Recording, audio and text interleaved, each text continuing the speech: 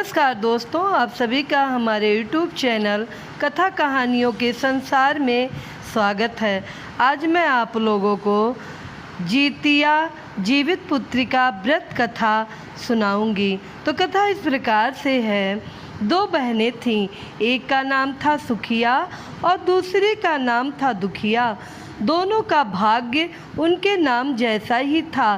दुखिया गरीब थी और बहुत दुखी रहती थी। सुखिया अमीर थी और हमेशा सुखी रहती थी। दोनों एक ही गांव में रहती थीं। दुखिया सुखिया के घर में काम करती थी, साफ सफाई करती थी, खाना बनाती थी और जो खाना बच जाता था वह खाना सुखिया दुखिया को दे देती थी। इसी तरह दुखिया का घर चलता था। समय बीतता गया, दोनों को बच्चे थे।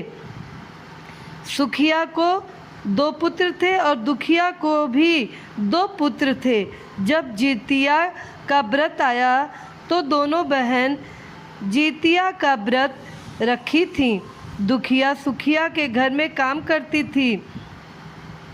व्रत के दिन दुखिया ने सुखिया के घर जो चावल फटका चावल को साफ करना, उससे जो खुद्दी निकला वह अपने लिए रख ली और साफ चावल सुखिया को दे दी।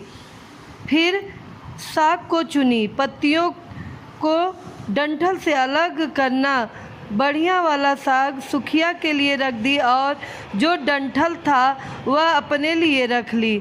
अब दुखिया ने सुखिया के घर का सारा खाना बना दिया और अपने घर चावल की खुद्दी और साग की डंठल लेकर गई बनाने के लिए। खुद्दी का चावल और साग के डंठल बनाकर वह खाना अपने बच्चों को खिलाई और खुद भी खाई। उसके बाद दुखिया सोने चली गई। आधी रात में एक बूढ़ी औरत उसके घर पर आकर दरवाज़ा खटखटाती है तो दुखिया पूछती है, कौन है? तब बूढ़ी बोलती है, बेटा हम हैं। दुखिया ने उठकर फाटक खोला और पूछती है, अम्मा आपको क्या चाहिए? इतनी रात में आप यहाँ किस लिए आई हो? बूढ़ी बोली, बेटा मुझे बहुत भूख लगी है, कुछ खाने को दो। दुखिया उसे घर के अंदर ले आती है और कहती है, हम लोग बहुत गरीब हैं, आज मैंने खुद्दी का चावल और साग के डंठल बनाया है, क्या आप खाएंगी? तो बूढ़ी कहती है, हाँ क्यों नहीं खाएंगे, हमें बहुत भूख लगी है, हम वही खाएंगे। दुखिया अंदर जाकर खुद्दी का चावल और साग के डंठल लाती है और बूढ़ी को देती है खाने के लिए। बूढ़ी खाना खाने के बाद कहती है कि मुझे अच्छे से कुछ दिखाई नहीं देता, इतनी रात के अंधेरे में मैं अपने घर कैसे जाऊंगी? तो दुखिया कहती है, कोई बात नहीं, आप यहीं पर सो जाइए, सुबह अपने घर चले जाना। तो बुढ़िया दुखिया के घर में ही सो जाती है। फिर थोड़ी देर बाद उठकर बूढ़ी बोलती है, बेटा मुझे दीर्घ संख्या पैखाना लगी है, कहाँ करूं? तो दुखिया कहती है, मेरे घर में बाथरूम नहीं है, इसलिए आप उधर कोने में कर लीजिए। बूढ़ी पूछती है कि बेटा भड़ भड़ करें या छर छर करें? दुखिया नींद में थी तो वह कहती है, माता जी भड़ भड़ कर दो, मैं सुबह साफ कर दूंगी। फिर थोड़ी देर बाद बूढ़ी पूछती है, बेटा मैं अपने हाथ कहाँ साफ करूं? तो दुखिया कहती है, आप मेरे सर में अपने हाथ को साफ कर लीजिए। जब सुबह होती है तो दुखिया को यह सब सपने के जैसे लगता है कि सोते समय मुझे कोई सपना आया होगा। वह ज़्यादा कुछ नहीं सोचती और नदी में नहाने के लिए चली जाती है। जब वह नदी में नहाती है और अपने बाल धोती है तो उसके बालों से होते हुए जो पानी बहता है वह सोने का पानी होता है। आसपास की सभी महिलाएं यह देखकर चकित हो जाती हैं और कहती हैं कि तुम्हारे बालों में तो सोने का पानी गिर रहा है, क्या बात है। फिर उसे रात की सारी बात याद आती है। वह दौड़कर अपने घर की ओर भागती है, यह सोचकर कि उसका घर दीर्घ शंका से गंदा हुआ होगा, पहले उसको साफ करना होगा। जब वह अपने घर में जाती है तो देखती है कि घर के हर कोने में ढेर सारा सोना बिखरा पड़ा होता है। यह सब देखकर दुखिया बहुत खुश हो जाती है और सोचती है कि जीतमान बाबा जीमूत वाहन की कृपा है। यह सब जो माता का रूप धारण करके मेरे घर आए और मुझे इतना आशीर्वाद दिए। अब दुखिया अमीर हो जाती है और सुखिया के घर जाकर काम करना बंद कर देती है। दुखिया जब अपना व्रत पूरा करती है तो अपने पुत्र से कहती है कि जाओ मौसी के घर से तराजू लेकर आओ, यह नापने के लिए कि यह सोना कितना है। बच्चा बहुत खुशी से खुशिया मौसी के घर जाता है और तराजू मांगता है। तो सुखिया पूछती है कि तराजू का क्या काम है। तो बच्चा बोलता है, मेरे घर में बहुत ढेर सारा सोना है, उसी को मम्मी नापेगी। सुखिया कहती है, खाने के लिए तुम्हारे पास कुछ भी नहीं है और सोना नापोगे, मुझसे झूठ कहते हो। तो बच्चा कहता है, नहीं, मैं झूठ नहीं बोल रहा हूँ। सुखिया सोचती है, जब तराजू मांगा है तो कुछ ना कुछ तो ज़रूर नापना होगा, इसलिए वह तराजू के पीछे गोद लगा देती है कि जो भी नपेगा वह थोड़ा सा इसमें चिपक जाएगा। दुखिया जब तराजू पर सोना नापती है तो सोना का टुकड़ा उस बूंद में चिपक जाता है।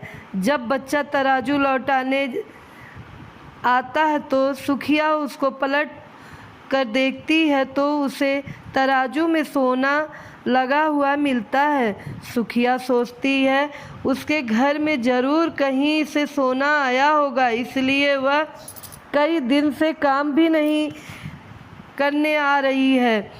सुखिया उसके घर जाकर देखती है कि यह सोना कहाँ से आया है। जब सुखिया दुखिया के पास जाकर पूछती है कि तुम्हारे पास कहाँ से इतना सोना आया कि तुम तराजू मंगाई नापने के लिए, तो दुखिया उस रात की सारी कहानी अपनी बहन सुखिया को बताती है। दुखिया का मन एकदम सच्चा था, इसलिए वह सब कुछ बता दी। लेकिन सुखिया के मन में लालच आने लगा कि दुखिया के पास हमसे भी ज़्यादा धन आ गया है। अब अगले जितिया में मैं भी खुद्दी का चावल और साग की डंठल बनाऊंगी। फिर अगले साल जितिया का व्रत दोनों बहन ने रखा। सुखिया के पास हर तरह का सुख था और धन भी था, फिर भी वह जितिया के दिन चावल फटक कर साफ चावल फेंक दी और खुद्दी अपने पास रख ली। साग को तोड़कर पत्तियां फेंक दी और डंठल अपने पास रख ली और वही बनाई। खा पीकर पूजा पाठ करके सोने चली गई। फिर आधी रात में उसके घर में बूढ़ी आई और दरवाज़ा खटखटाती है। सुखिया उसका इंतज़ार कर रही होती है। वह तुरंत दरवाज़ा खोलकर बूढ़ी को अपने घर के अंदर ले आती है। बूढ़ी बोलती है, मुझे बहुत भूख लगी है, कुछ खाने को दो। तो सुखिया कहती है, मैंने खुद्दी का चावल और डंठल का साग बनाया है। बूढ़ी बोलती है, कोई बात नहीं, मैं खाऊंगी। तो सुखिया परोस देती है। वह खाना खाने के लिए और सोने चली जाती है। बूढ़ी बोलती है, मैं घर नहीं जा सकती, मुझे दिखाई नहीं देता। तो सुखिया कहती है, कोई बात नहीं, आप यहीं सो जाओ। थोड़ी देर बाद बूढ़ी फिर बोलती है, मुझे दीर्घ शंका पैखाना लगी है, कहाँ करूँ? तो सुखिया कहती है, वही कोने में कर लीजिए। फिर थोड़ी देर बाद बूढ़ी पूछती है कि भड़ भड़ करें या छर छर। इस समय सुखिया को याद नहीं आता कि दुखिया ने क्या बोला था। तो सुखिया बोलती है, माँ छर छर कर दीजिए। फिर बूढ़ी पूछती है कि बेटा मैं अपने हाथ कहाँ साफ करूँ। सुखिया कहती है, मेरे सर में साफ कीजिए। बूढ़ी अपना हाथ सुखिया के सर में साफ कर लेती है। जब सुखिया सुबह उठती है तो उसका पूरा घर गंदगी से भरा पड़ा होता है और उसके बाल भी बहुत गंदगी लगी होती है। यह सब देखकर सुखिया बहुत दुखी हो जाती है और उसे बहुत गुस्सा भी आता है। वह अपनी बहन दुखिया को बुलाती है और उसको गुस्सा करती है कि तुमने हमसे झूठ कहा है और मेरा पूरा घर गंदा करवा दिया। तो दुखिया पूछती है कि तुमने क्या कहा था, भड़ भड़ या छर छर। तो सुखिया कहती है, मैं तो छर छर बोली थी। तो दुखिया कहती है, यहीं पर तो तुमने गलती कर दी और तुम्हारे पास तो सब कुछ था, किसी चीज़ की कमी नहीं थी, फिर भी तुमने लालच किया। मेरे पास तो कुछ भी नहीं था, तुम्हारे पास तो सब कुछ था। तुम्हारे घर जीत मन बाबा जीमुत वाहन भेष बदल कर आए, लेकिन फिर भी तुमने उन्हें अच्छा खाना नहीं परोसा। मेरे पास तो कुछ भी नहीं था, इसलिए मैंने उन्हें खुद्दी का चावल और साग का डंठल परोसा था। तुमने अपने घर आए भगवान का अपमान किया है। सब कुछ रहते हुए भी तुमने साग और भात खिलाया। तुम्हारे पास सब कुछ होते हुए भी तुम्हें लालच नहीं करना चाहिए था, इसलिए तुम्हारे साथ बुरा हुआ है। इस तरह कहानी समाप्त होता है। जो इस कहानी को सुनता है कहता है उसकी रक्षा जीमुत वाहन भगवान उनके बच्चों का रक्षा करते हैं। बोलो जीमुत वाहन भगवान की जय, बोलो जिउतिया की जय।